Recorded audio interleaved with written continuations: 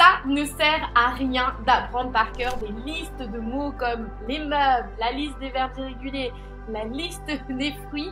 Si tu veux parler anglais de la vraie vie, c'est important de te focaliser sur les mots les plus utilisés en anglais pour pouvoir parler rapidement et les mettre en pratique. C'est pourquoi dans cette vidéo, tu vas découvrir les mots les plus utilisés en anglais pour pouvoir parler anglais rapidement et sans apprendre par cœur. Donc dans cette vidéo, dans la première partie, on va t'expliquer avec mes coachs. Je suis accompagnée de Zoé et Émilie, des coachs d'anglais, avec qui on va t'expliquer comment trouver ces mots, où les trouver, comment les prononcer, parce qu'en plus on a une deuxième partie, c'est un nouveau concept de vidéo, j'espère que ça va te plaire. Tu me diras dans les commentaires. Eh bien on va te faire une petite partie théorique juste avant et une deuxième partie pratique avec des exercices à faire en live avec nous dans la vidéo. Et si tu ne me connais pas encore, eh bien je suis Lauriane Legrand, la fondatrice du Marathon des langues depuis 2017, la première école de langue antiscolaire qui allie coaching et développement personnel, débloquer l'oral et la confiance en soi. Et je suis également l'auteur du livre Parler anglais en 6 mois, pas en 10 ans aux éditions Erol. Et n'oublie pas de télécharger la masterclass offerte qui se trouve en description pour savoir comment parler anglais en 6 mois et pas en 10 ans. C'est parti, on rentre direct dans le vif du sujet avec les coachs. Alors avant de vous partager les mots les plus utilisés avec mes fameuses coachs Zoé et Émilie, je voulais vous poser une question les filles. À votre avis, vous qui avez vu des milliers d'élèves, pourquoi c'est important de se poser justement cette question du quels sont les mots les plus utilisés et pourquoi on devrait les apprendre? Dites-nous un petit peu tout ça. Alors, moi, je dirais qu'on a souvent des élèves qui sont dans le perfectionnisme, qui veulent tout savoir, qui veulent tout connaître. Et ils se font des listes de vocabulaire qu'ils apprennent et ils sont à fond, 5 mots par jour, etc. Et en fait, ils apprennent des mots qu'ils utiliseront jamais. Et donc, ils les oublient. Et donc, ils se sentent frustrés parce qu'ils ont l'impression qu'ils progressent pas, parce qu'il y a des mots qu'ils ont déjà appris, mais en fait, ils les ont oubliés. Alors que s'ils se concentraient simplement sur les mots qu'ils utilisent au quotidien, et ben forcément ça reste, parce que plus tu utilises, plus tu t'en souviens. Et donc voilà. Donc j'ai remarqué que les gens qui utilisaient cette technique du 20-80, ils sont beaucoup plus efficaces, ils apprennent plus vite. Zoé, t'es d'accord avec ça? Ouais. Carrément d'accord. Je pense que c'est une histoire de priorité et de savoir, ok, sur quoi je vais aller dans un premier temps. Et si on va sur la bonne liste dès le début, ben forcément, on va pouvoir mettre en pratique les bons mots à chaque fois qu'on parle. Et comme tu dis, Amélie, c'est le cercle. En fait, on utilise les mots qu'on a voulu apprendre. Du coup, ben, on se sent super bien, on est motivé. Et ben, du coup, le cercle, il va continuer. Et c'est vraiment un process qui se fait correctement et qui évite cette sensation de frustration, comme tu dis. Ouais, et je vais ajouter même pour développer, Émilie, tu disais le 20-80, pour ceux qui connaissent pas, le 20-80, c'est la loi de Pareto. Donc ça veut dire que elle existe aussi pour les langues, c'est ça qui est merveilleux. Tu as 20% des mots en anglais qui sont utilisés dans 80% des situations. Et c'est pour ça qu'en fait, quand les gens restent sur Duolingo, ils peuvent être hyper réguliers à appliquer ce conseil, c'est très bien. Sauf que tu peux faire une série sur Duolingo pendant 3 mois ou plus. Si tu n'utilises pas les mots si tu mets pas en pratique les mots que tu apprends, tu vas les perdre. Les meubles de la maison, la liste des fruits, ben tout ça, ça sert à rien parce que la mémoire, elle fonctionne avec la pratique. Donc, hyper intéressant. Et avant qu'on passe à l'exercice pratique juste après, dans la deuxième partie, selon vous, ça serait quoi les mots les plus utilisés sans développer toute la liste parce qu'on le verra après, mais comment on peut aller chercher les mots les plus utilisés? C'est quoi les mots à maîtriser? Je pense qu'on peut parler de plusieurs catégories pour pas avoir une liste sans trop de logique, pour savoir comment construire la phrase, comment construire la question et ce qu'on va mettre dedans. Alors, je sais pas s'il y a une catégorie avec laquelle on veut commencer en premier. Bah, si on commence simplement par les pronoms, en fait, si on suit l'ordre logique d'une phrase. Exact. Donc, les pronoms, c'est super important. C'est quoi un pronom? Vous pouvez nous donner parce que des fois on s'en fiche un petit peu du nom savant parce que ça c'est juste un petit exemple. Je, tu, nous, il, elle, voilà, tout simplement. Et d'ailleurs, c'est vrai que c'est drôle parce qu'il y a des gens qui mixent tout le temps he and she. Donc, en fait, c'est vrai que c'est important de les apprendre, cela, pour pouvoir démarrer la phrase correctement. Et le it en anglais qui va être un petit peu différent aussi, puisqu'on va l'utiliser uniquement pour les objets ou des fois les animaux, mais c'est une utilisation un petit peu à part dans la langue anglaise qui peut être super utile quand même. Ok. Et après, qu'est-ce qu'on va mettre dans notre phrase du coup? C'est quoi qui est important? Mais du coup, après, on enchaîne sur le verbe pour pouvoir expliquer un peu ce qu'on va raconter. Donc là, c'est voilà, il faut avoir on va dire les plus courants: être, avoir, faire, dire, aller. On a une liste un peu plus longue, mais c'est vrai que si on est capable déjà de dire je suis ci, je suis ça, je veux ça, je fais ça, j'ai ça. Bon, déjà, on a déjà une base pour un certain nombre de phrases. Et puis, c'est les verbes qu'on ne peut pas éviter au quotidien, finalement. On ne peut pas faire une journée sans utiliser ces verbes-là. Donc, et j'entends aussi qu'on va filtrer. Et j'entends aussi, pardon Zoé, je te coupe, j'ai envie de rebondir parce que j'ai dans ma tête, là, il y a une alerte rouge en mode oui, c'est bien ces verbes, mais j'entends des verbes irréguliers là-dedans. Comment on fait? Mais alors ça sera le sujet d'une autre vidéo justement parce que c'est pose la question tout le temps. On rentrera dans le détail avec les verbes irréguliers dans la prochaine vidéo, on vous la mettra là, c'est déjà publié. Donc ouais, les verbes les plus importants effectivement, et ça on les retrouve où?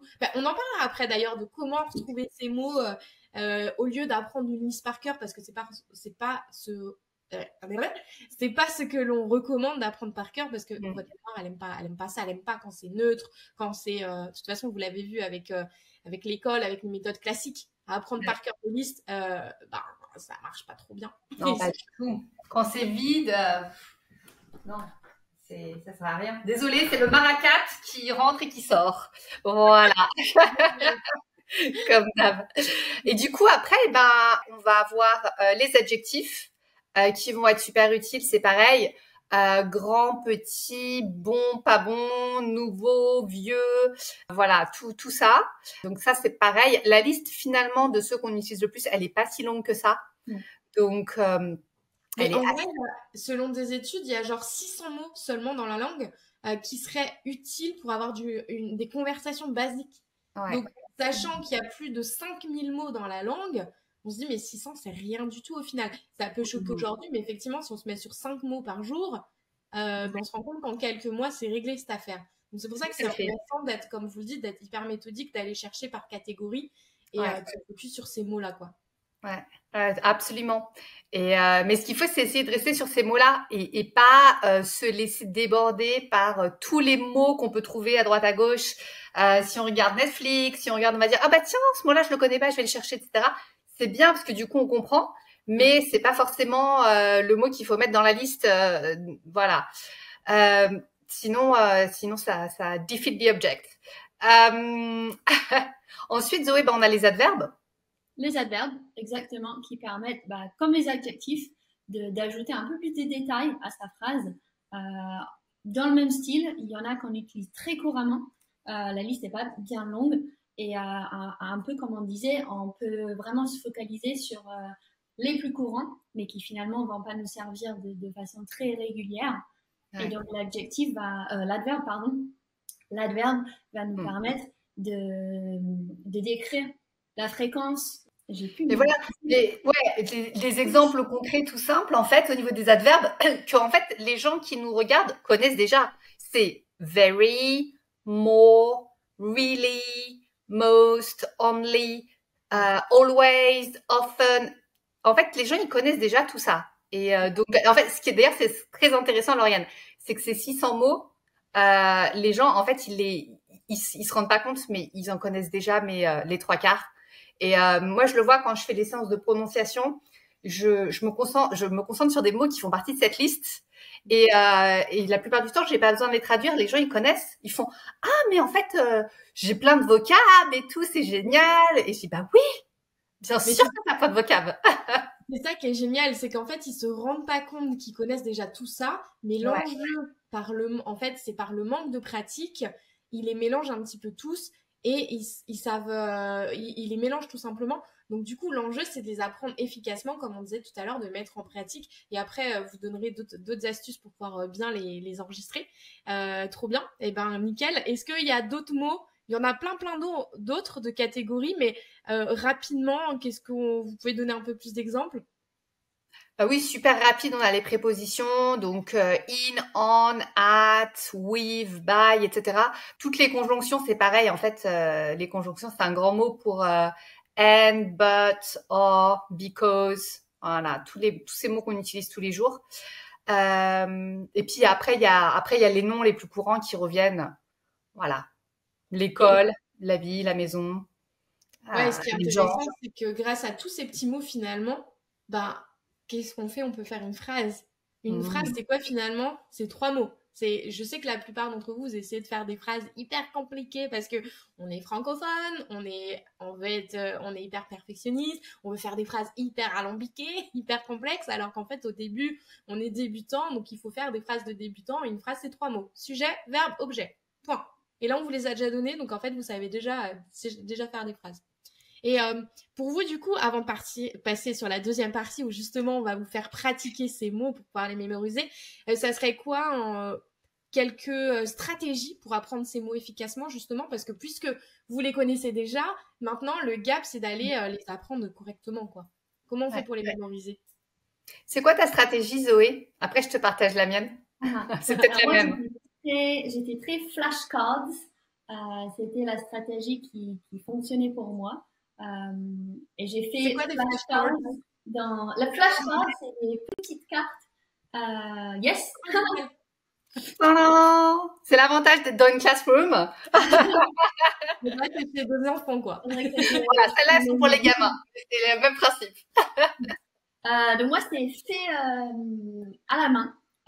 Et après, j'ai aussi utilisé, j'avais 2 approches, même si finalement c'était flashcards pour les deux, fait à la main. Et aussi, j'avais un site web qui s'appelle Quizlet, que j'utilisais beaucoup. Mais j'ai commencé à la main pour les écrire et les apprendre vraiment moi-même avant d'aller chercher une façon qui était fournie, entre guillemets. Et pour moi, c'était de le faire à voix haute. Donc, non seulement de les avoir écrits et de les avoir lus, mais de les entendre et de m'entendre dire le mot, m'entendre ma voix. Du coup, pour moi, c'est en français. Et oui, parce que toi, Zoé, t'es native. Pardon. Oui, je suis anglaise, c'est vrai que je ne l'ai pas dit. Et du coup, j'apprenais français, espagnol. Et j'embraguais mes parents pour qu'ils me fassent des petits tests et que ce soit une petite sensation de jeu. Et pas seulement de réviser dans le sens on ne passe pas trop un bon moment. Et pour moi, c'était vraiment la tactique qui a super bien marché dans les 2 langues. Super intéressant, trop bien, parce que tu as mis ton cerveau en mode actif en fait. T'es pas juste à lire des listes, à dire bah mince, j'enregistre pas, mais vraiment à créer du jus de cerveau et à mettre un peu de ludique dedans, et ça t'a permis du coup on le voit, à parler en français très très bien, quoi. Yes. Alors moi, la stratégie que je donne aux élèves, c'est la stratégie des 5 mots par jour, mais j'ai un petit twist, ok? Donc en fait, je leur dis, ils prennent 5 mots qu'ils choisissent et ils prennent le mot et ils écrivent une phrase avec.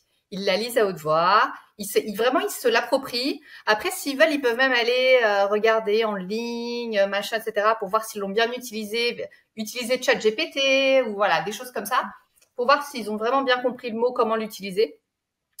Et ils font ça avec leurs 5 mots et ils les revoient plusieurs fois dans la journée. D'accord?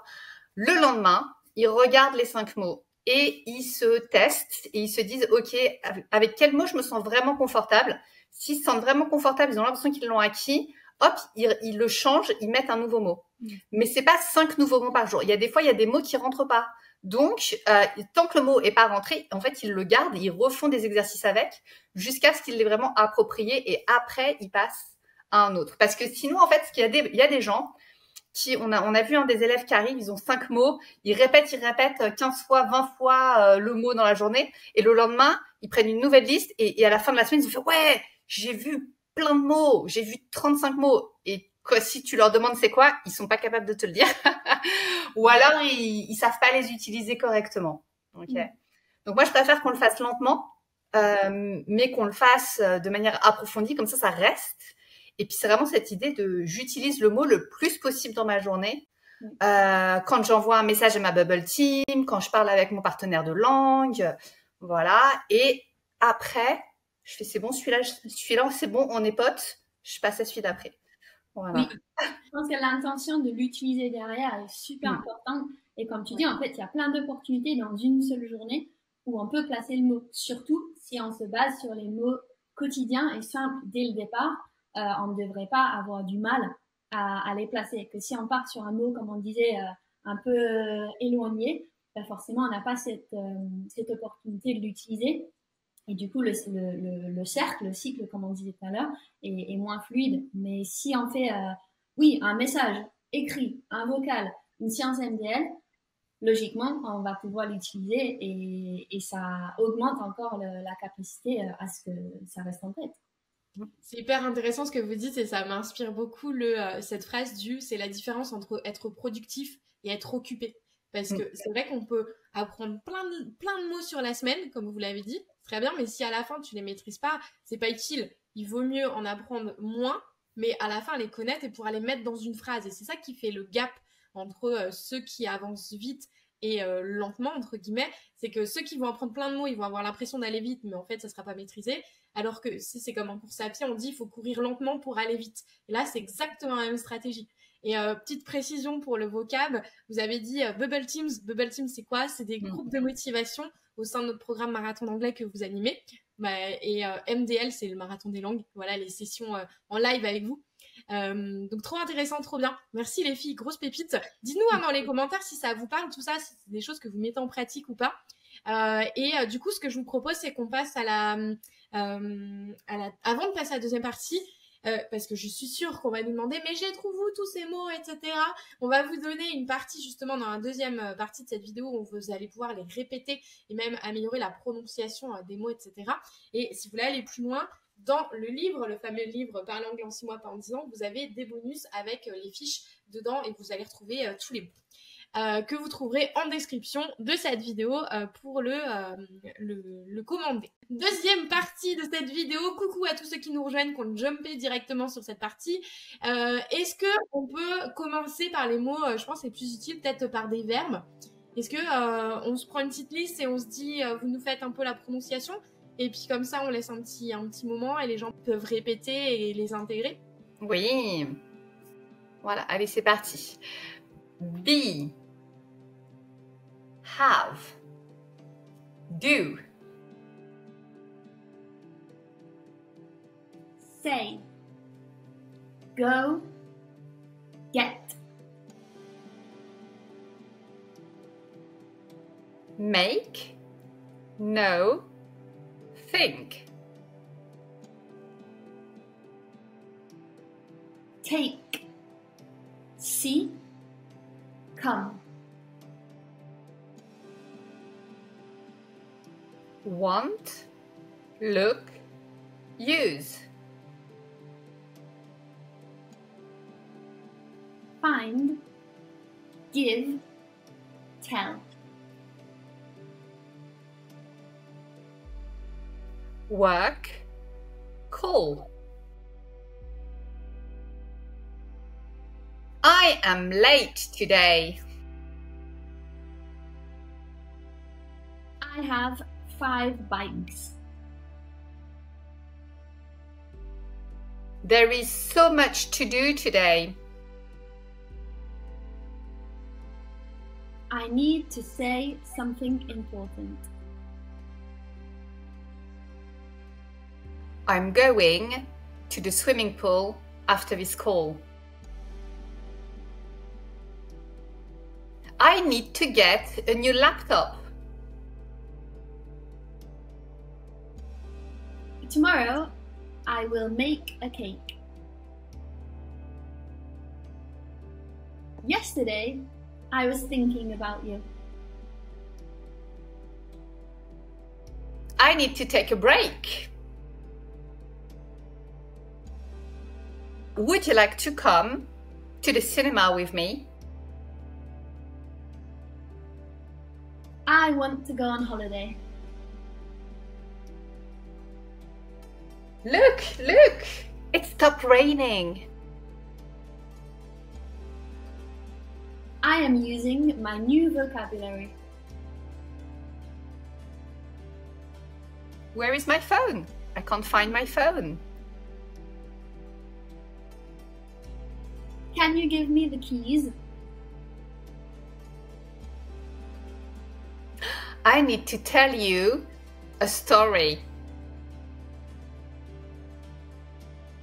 Today, I am working from home. Can I call you later? Dans cette deuxième série, on va faire un mix entre les adjectifs fréquents et les adverbes courants. Comme ça, vous pourrez les voir en contexte, qui est aussi une astuce pour bien mémoriser et de pas juste apprendre la liste comme ça un peu bêtement. Pourquoi? Parce que votre cerveau n'aime pas quand c'est neutre. Il aime quand ça a du sens, qu'il y a un peu d'émotion, qu'il y ait de la couleur et de la nuance à votre phrase. Donc c'est aussi pour ça que c'est intéressant d'apprendre avec des phrases. Donc répétez surtout derrière nous les phrases qu'on dit, enfin que les coachs nous disent. My cat is very old. This building is quite new. Sometimes I only eat a little bit. I just bought my first house. I always look very young. I really enjoy my new house. Sometimes I take the other path. It's so good to see you. I want to go first. Eh bien, merci beaucoup les filles, ou je devrais dire thank you very much. C'était un plaisir de faire cette petite vidéo, cette nouvelle vidéo avec vous, ce nouveau concept. D'ailleurs, dites-nous dans le chat n'importe quoi, dans les commentaires, j'ai l'impression d'être en live là, dans les commentaires ce que vous avez pensé de cette vidéo, si vous aimez ce concept, et s'il vous plaît, on en fera d'autres avec les coachs. Enfin moi j'ai passé un super moment, j'ai adoré en tout cas, c'était trop chouette. On espère que ça vous aide énormément, et comme d'habitude n'oubliez pas de vous abonner à la chaîne, à liker, à partager, ça vous prend 2 secondes de cliquer sur le petit bouton juste en dessous, et ça nous aide énormément à aider encore plus de personnes. Et comme d'habitude, n'oubliez pas de télécharger la masterclass offerte qui se trouve en description de cette vidéo pour savoir comment parler anglais en 6 mois et pas en 10 ans. Et je vous dis à très vite dans une prochaine vidéo. Ciao! Bye bye! See you soon!